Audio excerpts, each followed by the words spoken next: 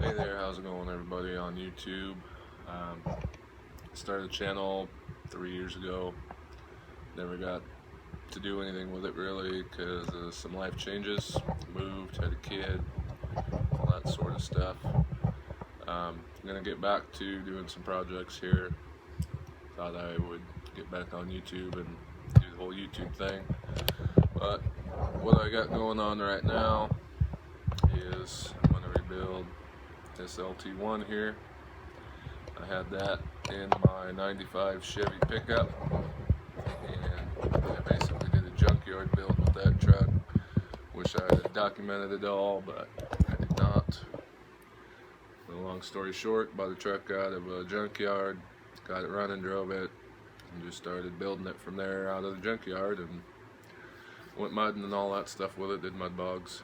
So I'll get some stuff up with that, videos, slideshows, whatever. I know nobody likes slideshows, but that's what's been going on. I'll get you all up to speed on that. That's one of my projects there in the background, if you can tell. It's a 95 Impala, and that's been sitting for quite a long time. So, but anyway, let's get to tearing down this engine here. And we'll start with is probably take this power steering pump stuff off. As it sits is how I took it out of my truck. So we'll get going on some of that.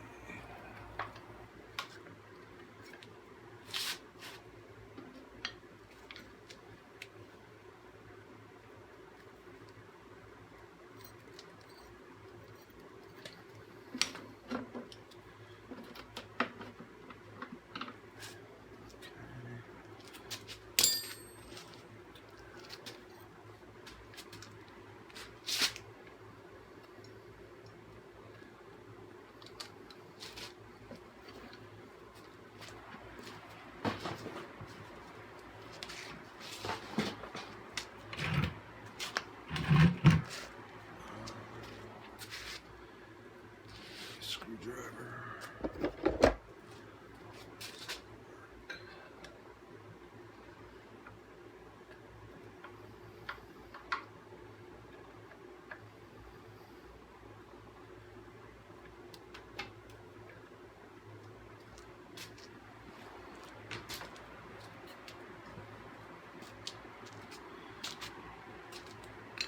Okay.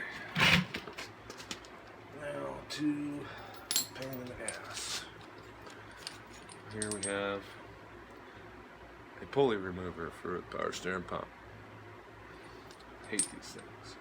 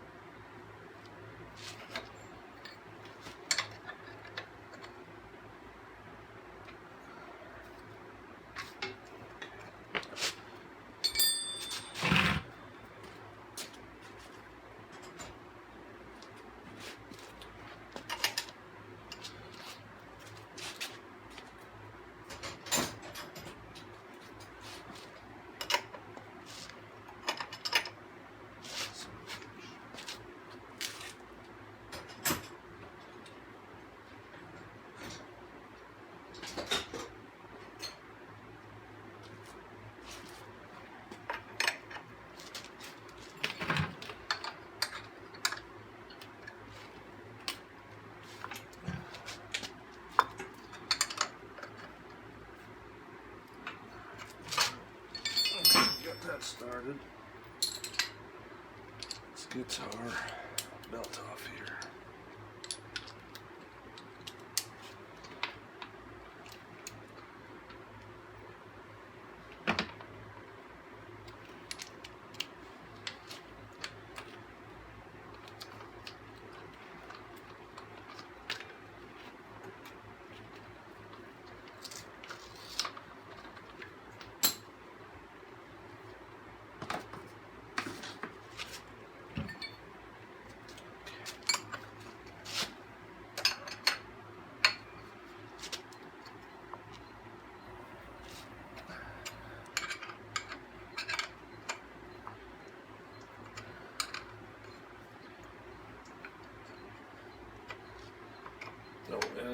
This thing has not been drained of the oil, and it's still got antifreeze left in the block. I'll show you how to get the antifreeze out if you don't already know.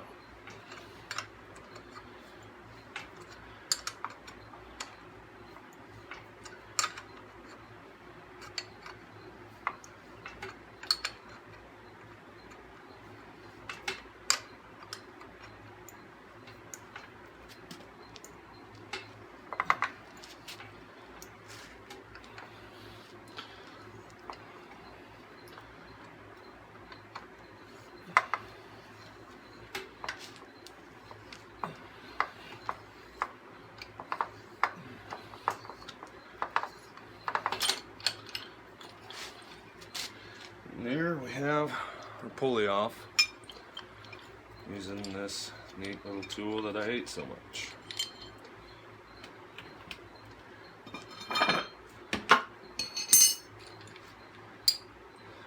And that's basically all it is. I should have probably lubed it up a little bit. Oh well. Okay, now to get the power steering pump out with the bracket, that bolt, that bolt, that bolt, it's 4 bolts. And I'm going to cheat a little bit, and I'm going to use my impact here.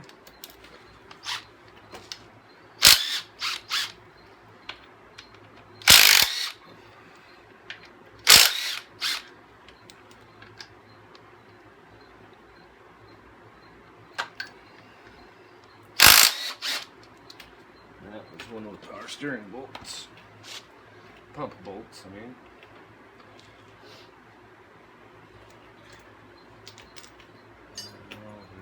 Tar 14. Just right there. You see, 3 of the bolts are 13s, one's a 14. That one actually seals in some oil. There is the power steering pump. You know, you can see there's still mud on there. That's from going mudding. See, this was my mud truck. There's some more. Well, this truck has been through a lot of mud holes. It's drank a lot of water. The reason I pulled it out is because I had to spray starting fluid to keep it run. I didn't like that too much. And then when I took the crossover pipe off the exhaust on these 90s Chevys, from the driver's side over to the Y on the passenger, the driver's side pipe is lower than the rest of the exhaust system, which meant it filled up with antifreeze. When I took it apart, the whole pipe was full of antifreeze, so that's why I pulled the engine out. We'll get the belt tensioner off of here. It's 2 10mm bolts. There's the belt tensioner. I should get myself a tray for these bolts so I don't lose them.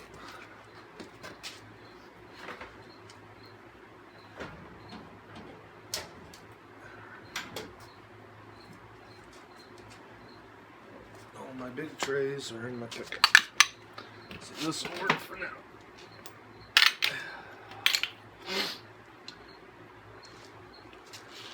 Okay, now that that's off, we can take off the AC delete. That pulley's bad. There's no bearing in there anymore. That's the second one that I've had on here. Mud and water take stuff out pretty quick.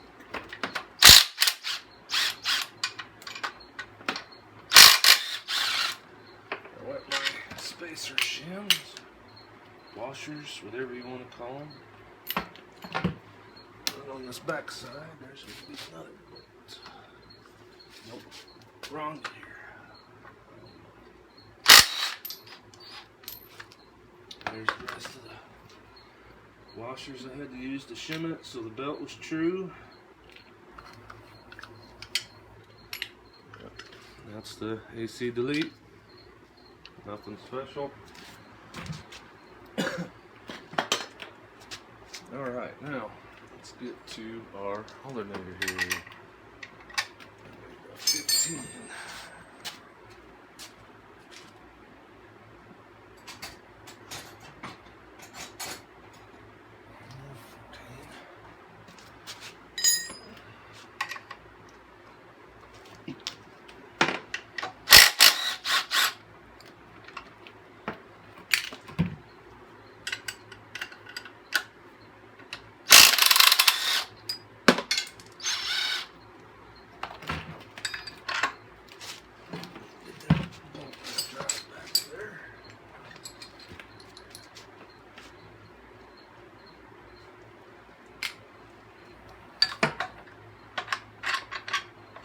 There's the alternator.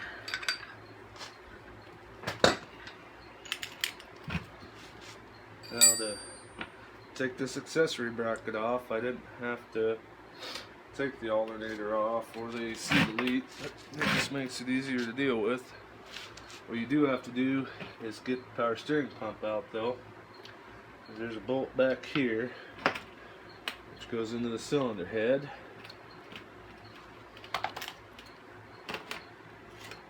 Look at all that mud.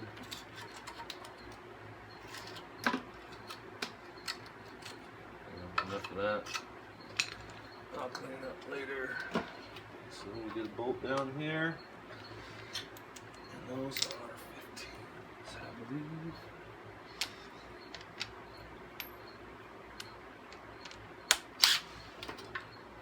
Oh, nope, that's 14.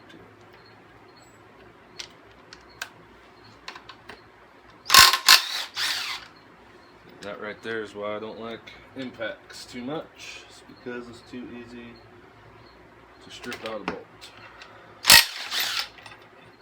That's 14. And then 14s, I was wrong. So there's just 3 bolts and that whole bracket comes off.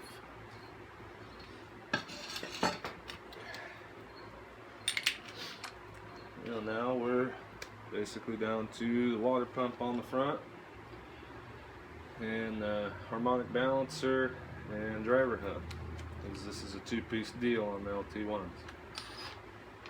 Let's get the water pump out of here. Pretty certain I'm going to lose some water. Yep, there we go.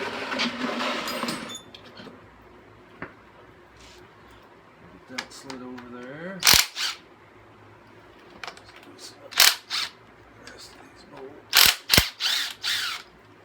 On the water pump, it's got 3 bolts on each side to hold it on. It's not like your traditional 350 that's only a 4-bolt mounted water pump. Okay, we'll let that leak out a little bit.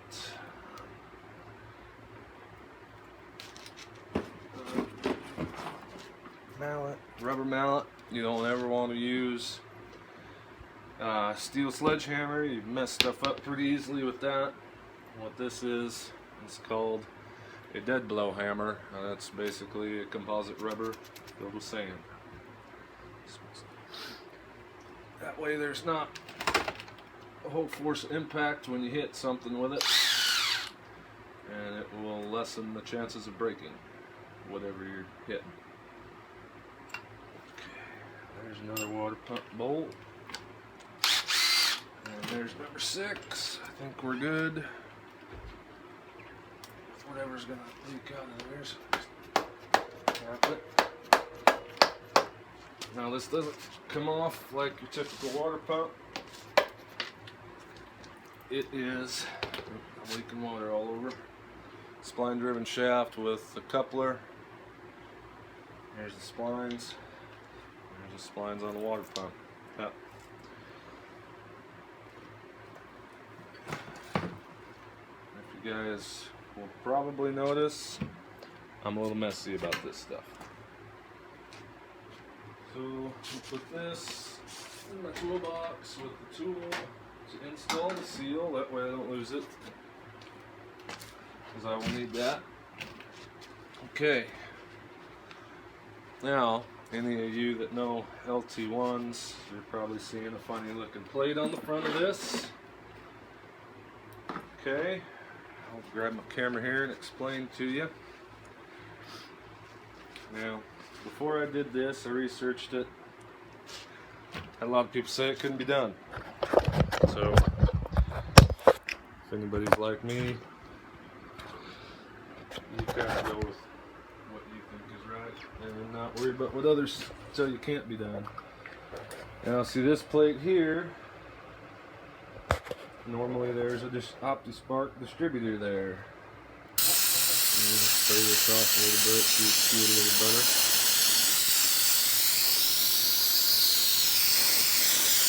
It bolts up, basically bolts up with a couple of your timing cover bolts. What that is a timing cover. Well, obviously, but that replaces the OptiSpark so you don't lose any oil. You got the hole is plugged in the timing cover for it. And that helps you time your engine without the OptiSpark. See if I roll this over by hand. Should be able to.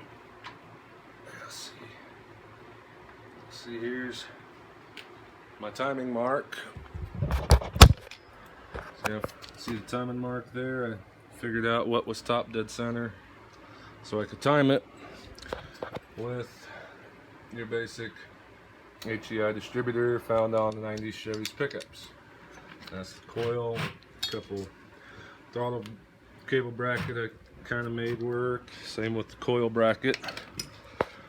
And then you notice that the intake manifold is different. That was for the brake booster, but so I got a carbureted intake manifold on there, and then I had a plate that adapted to TBI so I could run TBI on this engine, which it worked, but I don't recommend it. So that's what the deal was with this engine. Now I'm gonna quit for now. We'll get back to it here and clean up a little bit. That way you see things a little better. I'll explain everything best I can. Take it easy, people. Later.